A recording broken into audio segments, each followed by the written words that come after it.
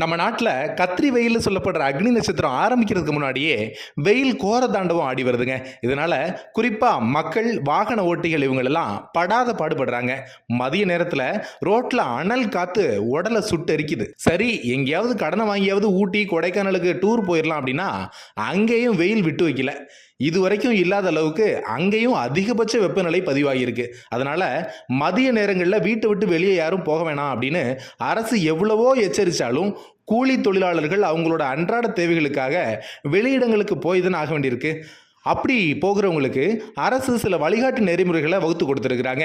மதிய நேரத்தில் வெளியிடங்களுக்கு போக நேரிட்டா இளநீர், மோர், பழரசம் இதெல்லாம் குடிச்சு உடல் சூட்டை தணிச்சுக்கணும் அப்படின்னு சொல்லியிருக்கிறாங்க.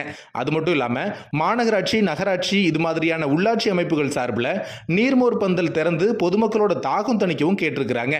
அதே மாதிரி தமிழ்நாடு தீயணைப்பு துறையும் இதையெல்லாம் செய்யாதீங்கன்னு பொதுமக்களுக்கு சில ஆலோசனைகளை வழங்கியிருக்கிறாங்க.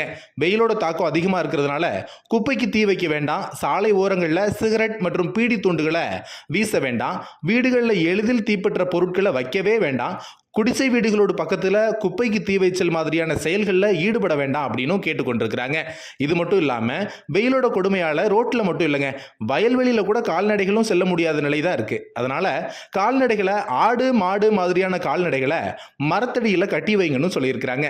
கூடுமான வரைக்கும் வெயில் நேரங்களில் வெளியே போகிறத சுத்தமாக தவிர்த்துருங்க அப்படின்னும் தீயணைப்பு மற்றும் மீட்பு பணிகள் துறை அதிகாரிகள் சொல்லியிருக்கிறாங்க.